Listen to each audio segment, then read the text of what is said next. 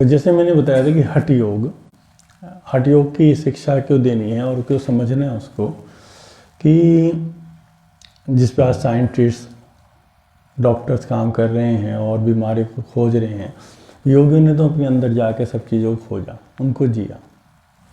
और योग की जो स्थिति हो गई है तो गलत तो कभी नहीं होता है, जैसे जैसे समय बदलता है वैसी चीज़ें बदलती हैं, उनके उस समय लाभ भी होते हैं, लेकिन मूल खोया जाता है, बस ये दुख होता है। तो जो पुराने लोग जो होते हैं, संत होते हैं, जो मूल को कायम करने के लिए बीच में आते हैं, वो समय की ज़रूरतें वैसी होती हैं। अब जो आसन हो रहे हैं फ्लेक्सिबिलिटी के लिए हो रही हैं, फिटनेस के लिए हो रहे हैं, उनको अच्छे कपड़े पहनने हैं, उनको शादी ब्याह में जाना है, उन्हें कोई मोटा कहने लग गया, कोई ऐसा कहने लग गया, तो फिर वो जिम जाते हैं। तो अभी की समय की ज़रूरत है तो चलिए अच्छा योग काम आ रहा है, पर वहाँ मूल खोया जाता है। तो हठ योग का अगर हम जानेंगे तो एक तो ये समझ लेना है, हठ योग दो तरीके से परिभाषित हुआ है। एक तो जब हम श्वास के आधार पर एनर्जी पे करते हैं तो नाड़ियों की बात करते हैं, नाड़ियों को सम करना, ईडार पिंगला को, तो वो भी हठ योग है। इसलिए बातें बता दी जाती है, कहीं ना कहीं हम कन्फ्यूजन हो जाते हैं, दूसरा आदमी एकदम बात को काट देता है। एक हठ योग हुआ हठ से ही, मतलब एक तो हठ हुआ हा से गर्म ठा से ठंडा, और एक हठ जो संकल्प शक्ति से, जब हम अपनी संकल्प शक्ति से पूरा रूपांतरण करते हैं अपने अंदर उस शक्ति से, तो वो भी हठ योग हुआ। तो आसनों में जो हठ योग है वो है जो संकल्प शक्ति के आधार पे हम पूरा एक स्वरूप में उतर के रूपांतरण करते हैं, तो चीज़ें बदल जाती हैं। योगियों ने बहुत प्रयोग करे।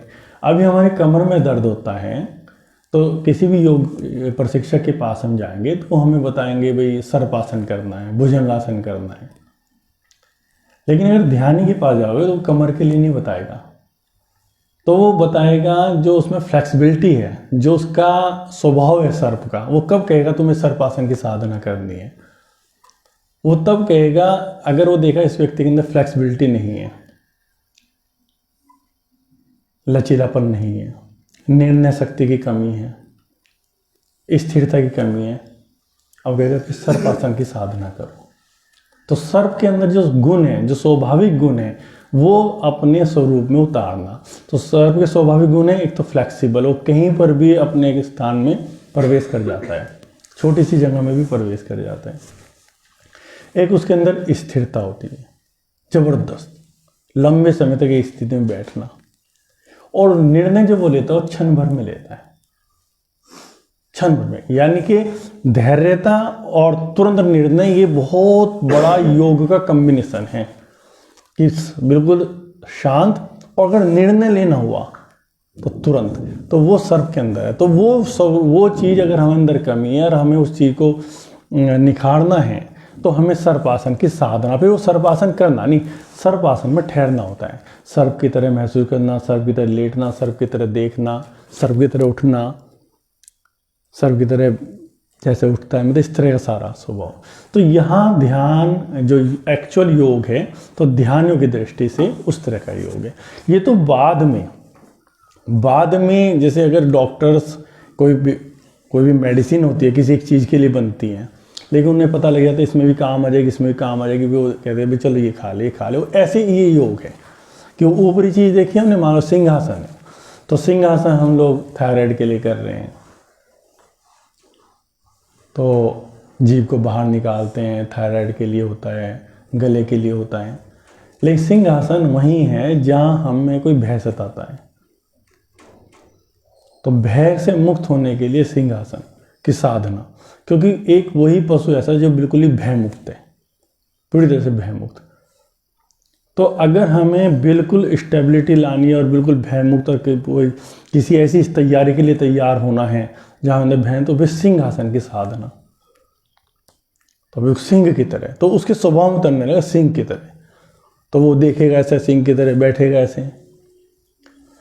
तो ऐसे ही योगियों ने साधनाएं करी हैं, और कुछ का तो उसने भी उसमें लिखा है, मैं सिर्फ उसमें पतंजलि योग सूत्र में, कि ऐसे ऐसे योगी रहे हैं जो मतलब हाथी की तरह, कि जब उन्होंने हाथी की तरह उन्होंने देखा, अपने बल की कमी देखी, तो बल की कमी में फिर वो हाथी की तरह लेटे, हाथी की तरह बैठे, हाथी की तरह चले, हाथी की तरह देखा, तो उनके अंदर करते करते स्वरूप में जब उतरा तो वो पेड़ तक उखाड़ दिया उन्होंने। तो क्योंकि मूलाधार की साधना है, और मूलाधार की आज साइंस खोलेंगे हम लोग। आपने देखा कि मूलाधार में हाथी का चित्र दिया है। हाथी जो पूरी तरह से पृथ्वी तत्व से जुड़ा हुआ है, ग्राउंडिंग है ना। तो ये पूरा इसका बताएंगे कि कैसे, क्यों हाथी ही क्यों चुना। मूलाधार का स्वभाव है हाथी वाला स्वभाव, जो मूलाधार चक्र है ना उसका स्वभाव हाथी का है। यानी कि कोई व्यक्ति अगर मूलाधार चक्र पर है उसकी ऊर्जा, तो उसके स्वभाव में हाथी का गुण होने जरूरी है। तो इसमें ओजिमा ने फिर गजासन जोड़ा। एक तो एम्ब्रेसिंग ट्री, वो भी ग्राउंडिंग करता है, पृथ्वी तत्व की ऊर्जा को खींचता है, जो कल कराया था। एक गजासन, तो हम लोग गजासन करेंगे, है ना। यहाँ तो टेक्निक बतानी है, उसके बाद अभ्यास आपका। अगर आप कभी भी अपने अंदर बल की कमी महसूस करें और आपकी जो विजुअलाइजेशन पावर, कल्पना शक्ति बहुत अच्छी है, तो आप उसको पूरी तरह से अपने आप को विकसित कर सकते हैं ताकत में। क्योंकि ये सब हमारे हार्मोन्स का खेल है, सारे केमिकल्स हैं। सारा ताकत का होना, ताकत का ना होना, ताकत को कितनी खींच लेना, सब खेल उसी तरह का। लेकिन आता ये हार्मोन स्रावित होंगे उसी एनर्जी से, जो अंदर हमारे प्राण बह रहा है। प्राण जो कनेक्टेड है ब्रह्मांड से होगा, उसी से चोट वही करेगा। लेकिन जो हमारे उसमें स्पिरिचुअल जो ऑर्गन्स हम बोलते हैं, उनमें जो वो जाके वो केमिकल्स स्राव होंगे, तब वो चीज़ें नेचुरल हमारे जीवन में उतरनी शुरू हो जाती है। तो गजासन में एक बार करके दिखाऊंगा, फिर आप लोग करेंगे जितनी देर भी, 1 मिनट के लिए, 1.5 मिनट, जितना भी रुक सकते हैं। तो यहाँ तो कम से कम साधक को 9 मिनट करना होता है। तो आप खुद देखेंगे कितनी देर कर पाएंगे, जितनी देर कर पाएँ करें, नहीं फिर बैठ जाना।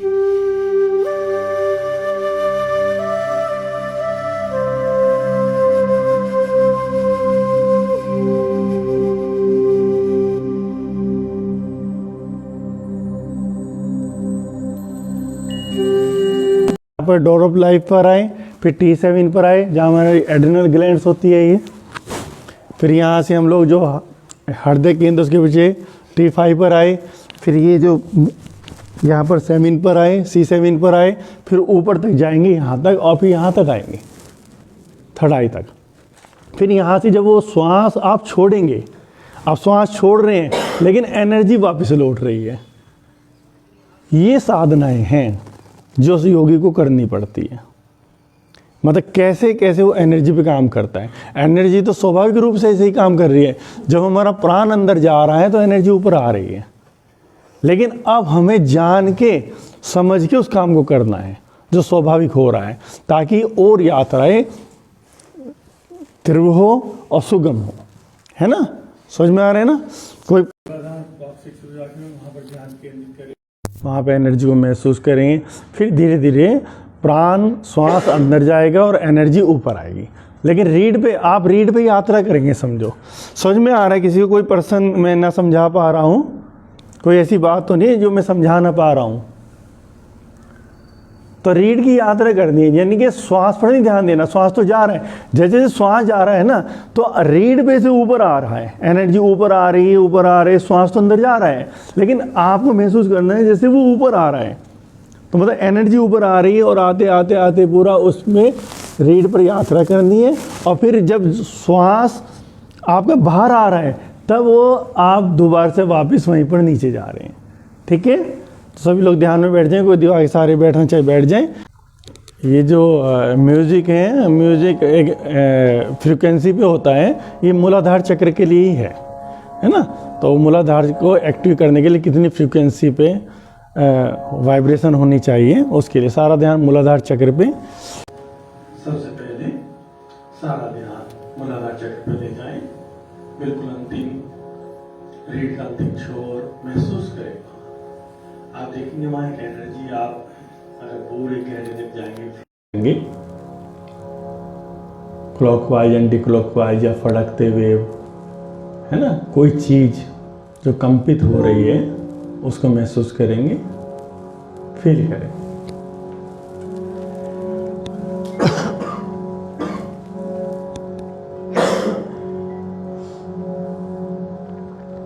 और जैसे जैसे फील होना शुरू हो जाए, अपनी प्रक्रिया को आप शुरू करें कि जब आपका श्वास जा रहा है अंदर, तो आप श्वास पर ना ध्यान देकर, लेकिन जैसे श्वास हम बाहर खींचते हैं ना, ऐसे रीढ़ से एनर्जी पहले एक चैनल्स पे, फिर दूसरे चैनल्स पे बहुत सहजता से यात्रा कर रही है, रीढ़ पर यात्रा कर रही है। तो धीरे धीरे ऊपर तक लाएंगे, थर्ड आई तक लाएंगे। फिर जब श्वास आपका बाहर आ रहा होगा तब एनर्जी नीचे जा रही है ना। रीढ़ की यात्रा करेंगे। 9 मिनट का ये ध्यान रहेगा। Time 9 minute.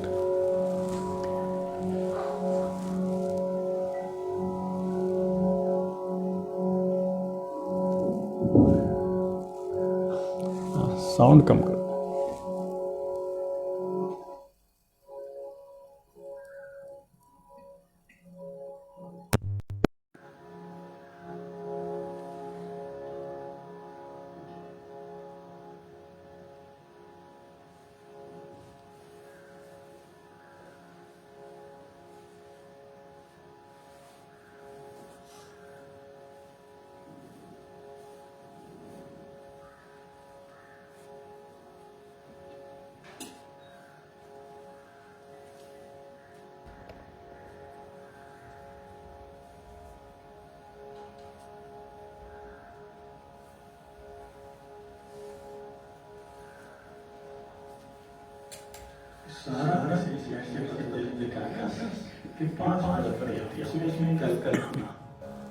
तो ये कल्पना शक्ति जो मन की है, इसका सदुपयोग है ये सारा।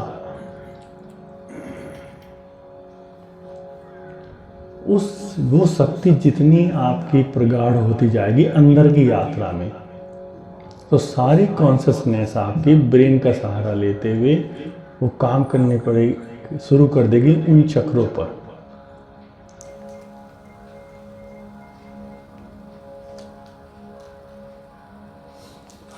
बस एनर्जी धीरे धीरे रीढ़ में होते हुए धीरे धीरे खींचते जाएं। हाँ, जब एनर्जी को ऊपर लेंगे तब एनएस को खींचेंगे ऊपर की तरफ, है ना, ये ध्यान रखें।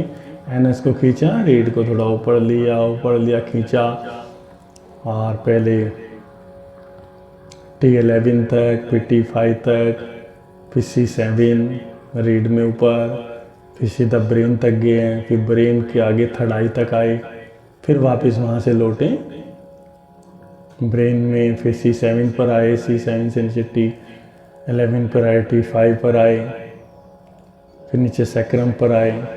सारे चैनल्स के बीच में से जा रही एनर्जी, है ना।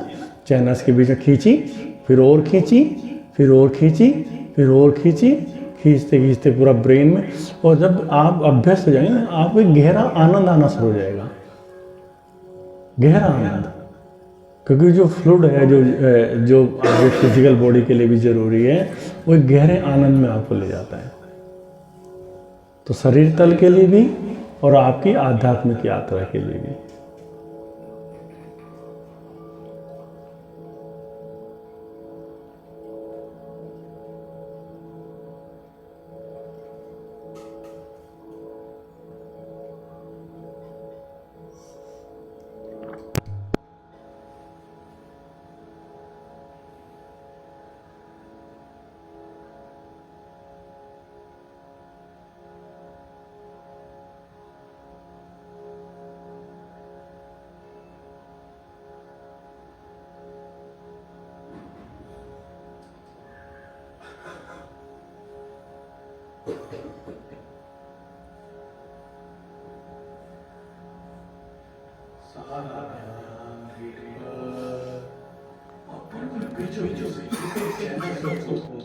जो नाड़ियाँ सुप्त पड़ी हैं उनको एक्टिवेट करना है, जो सुप्त पड़ी हैं, क्योंकि जहाँ ध्यान जाएगा वहीं एनर्जी जाएगी।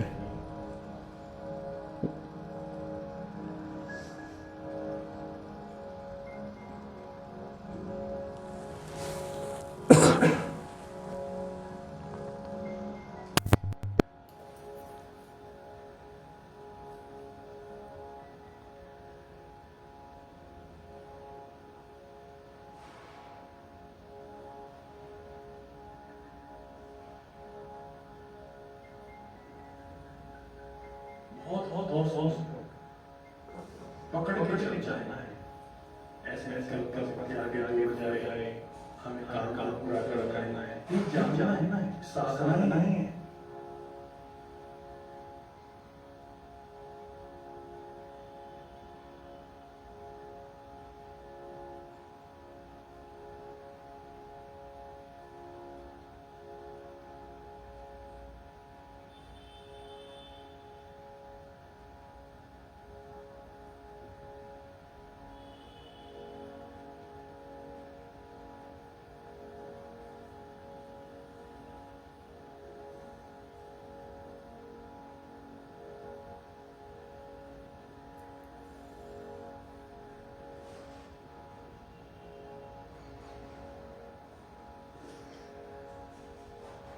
किसी किसी राज्य में नहीं जाना है सारी जो श्वास अंदर जाए आप तरीके से एनर्जी मुरादार से सेक्टम से डोरोप्लाई से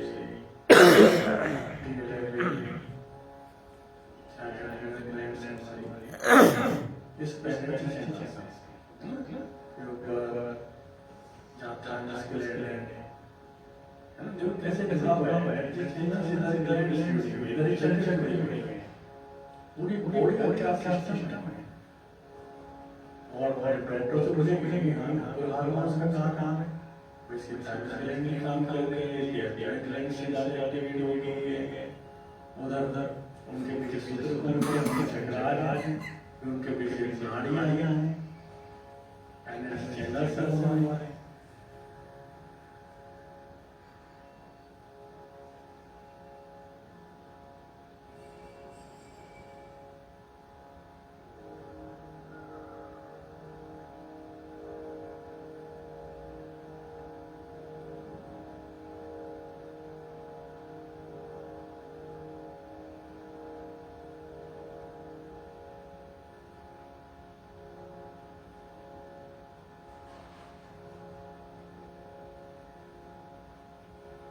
रीड को नहीं बॉडी का ना और तनाव रीड बिल्कुल रीड जाओ हम कहीं भी हो सकते हैं हम फिर कॉन्शियसनेस होस्ट हो सकता है वहीं जाओ जैसे रीड बैठ खींच फिर रोड खींच तो रोड खींच और आप एक अजीब आनंद जो आपको घंटों ध्यान में बैठने का महसूस होता है जिनको केवल पढ़ा है केवल इसी का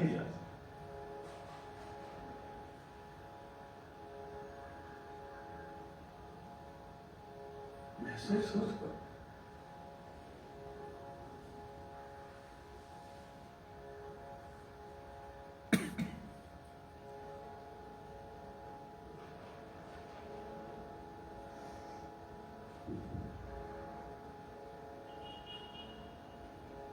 तब आप समझ क्या कितनी अंदर चल रही है हम बार आंखों से बातों से कितनी जारी है फिर एनर्जी गुलाब में चलते हुए आनंद भी है अब एनर्जी तो कुछ ही नहीं है अब क्या ध्यान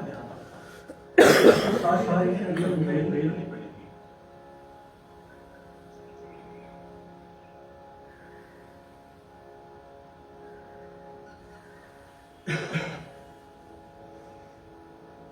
और हर चीज में हमारे ग्राउंड किसी सिर को कैसे रहना है गर्दन थोड़ा पीछे ग्राउंड उस चीज में आना चाहिए ऊपर आकाश तक है ना ताकि ऐसा नहीं होगा तो आप नहीं पाएंगे लेकिन कुछ आसान है एक सीज में आकर आसान है तो संस्थानों का योगा क्या होता है कि वो जो कार्य कठिन काम सब तो आसान देते हैं जो कि वो अनुभव से देते हैं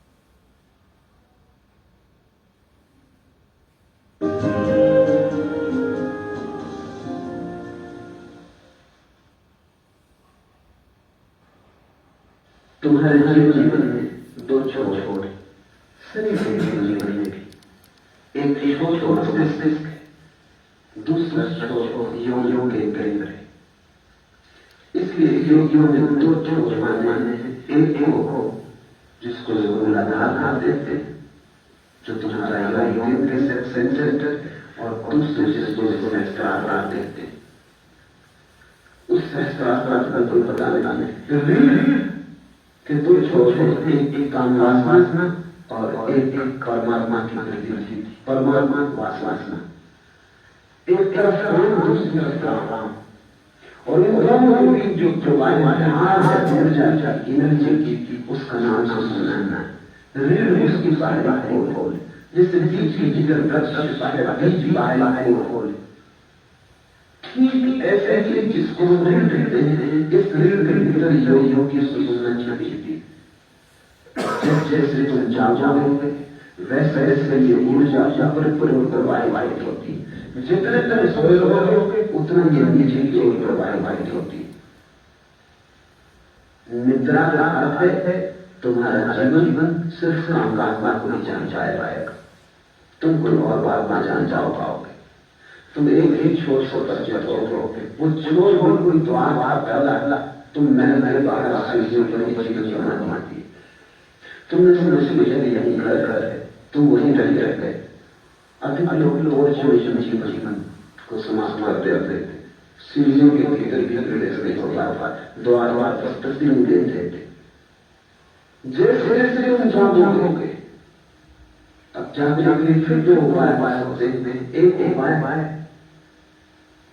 पतंजलि का है, वो उपाय है कि रीढ़ में वो जो ऊर्जा है जीवन की, जिसको सुंदर देखते उसे ऊपर उठाओ। इसलिए श्री साधना का उपयोग है, क्योंकि श्री साधना की अवस्था में ऊर्जा सहज मस्तिष्क की तरफ शुरू हो जाए। आसन इसलिए उपयोगी है कि उन सबके माध्यम से उस पर इतना दबाव डाला जाता है ताकि ऊर्जा ऊपर की तरफ उठने लगे।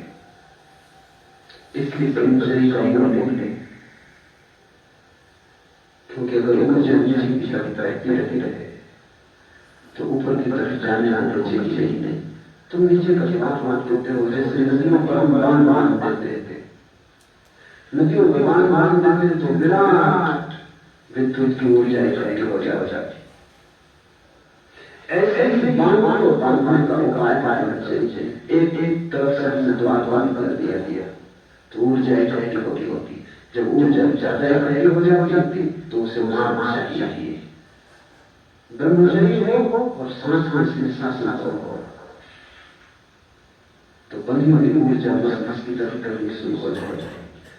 ये उपाय सारे पतंजलि और अभियोगी इस सारे उपाय से तुम्हें जगाए जाएंगे। जैसे जैसे तुम्हारी ऊर्जा ऊपर की तरफ बढ़ेगी वैसे वैसे सजग हो जाओगे। तो दोनों तरफ से आप सजग हो जाए तो ऊर्जा उसी से कराने की है ना।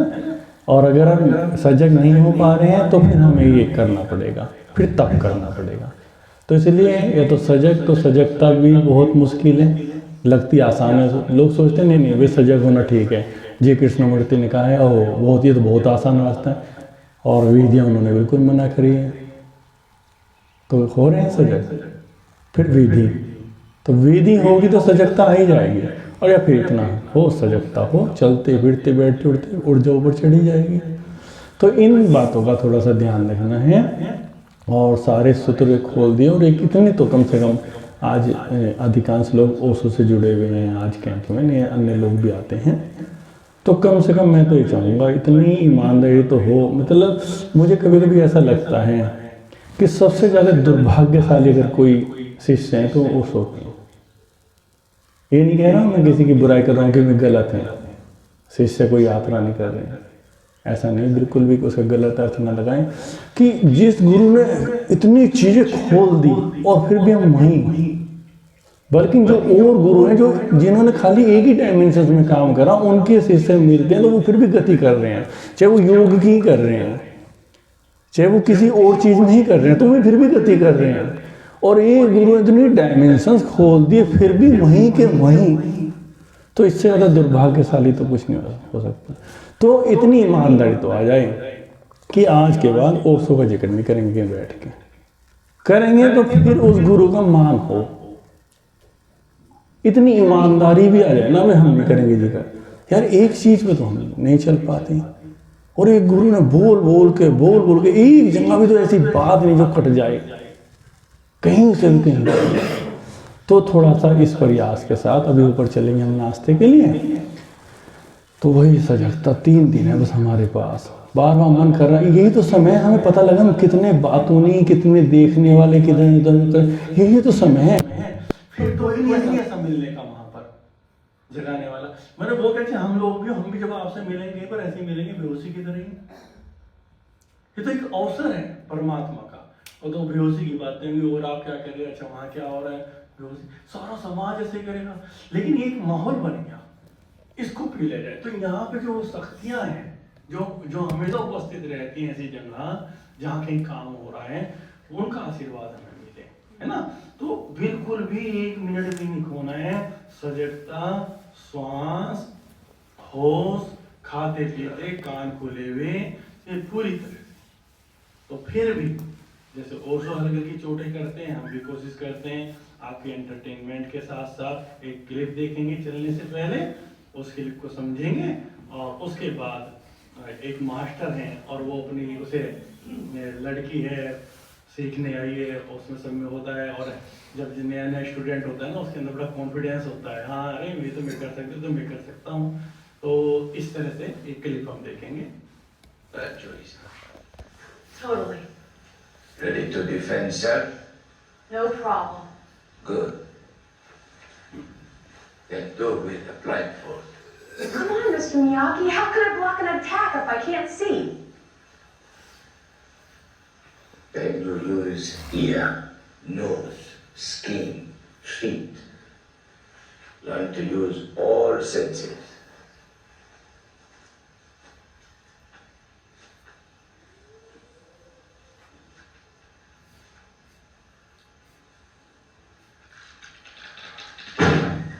I did it. I was focused. Totally focused. Hey! Must open senses wider, Julie-san. तो कहने करते 5 सेंसेस हैं और इनके पार जाना है हमें, उस आत्मशक्ति को जानने के लिए इनके पार जाना है। मतलब इनको छूकर फिर इनको छोड़ना है अगर उसे जगाना है। लेकिन इनकी पूर्ण संभावनाओं के बाद ही हो जाएगी। जिसे जो भी संत आत्मा कहें, परमात्मा कहें, कुछ भी कहें, वो तब। लेकिन जो नेचुरल दी है संभावनाएं, वो भी इतनी सोई पड़ी है। ये जब पूर्ण संभावनाओं में जाग जाएंगी, आंखें, कान, नाक, त्वचा, उसके बाद इनसे मुक्त होकर वो प्रकट होता है, वो अवस्था है। लेकिन हम तो यहीं पर पड़े अभी, है ना। तो जितने भी हमारे हैं अभी यहाँ सेंसेस, जब हम यहाँ से चलेंगे तो श्वास हल्का धीमा, कान खुले हुए, साथ साथ महसूस करो कोई तुम्हारे आगे है तो कौन है, कौन हो सकता है, तो पीछे आ रहा कौन हो सकता है, बस खाली महसूस करो, होशपूर्ण रहो। फिर ऊपर जो भी आज नाश्ता बना होगा पहले से महसूस करो, ऐसे देखो, है ना, तो क्या बना होगा, फिर क्या है, बहुत जल्दी ऐसे आंखें खोल के देखना ना देखना, ये करो, है ना। बाकी इतनी अथॉरिटी है कि चोट वोट लगी आप ऐसे देख कर जा सकते हैं, लेकिन अपने तरफ से अगर कोई कर सकता है तो करे, ताकि ऊर्जा अंदर मोड़े, समझे और ये 3 दिन सफल हो जाए, है ना। तो चलेंगे सभी लोग उसी होश के साथ, है ना।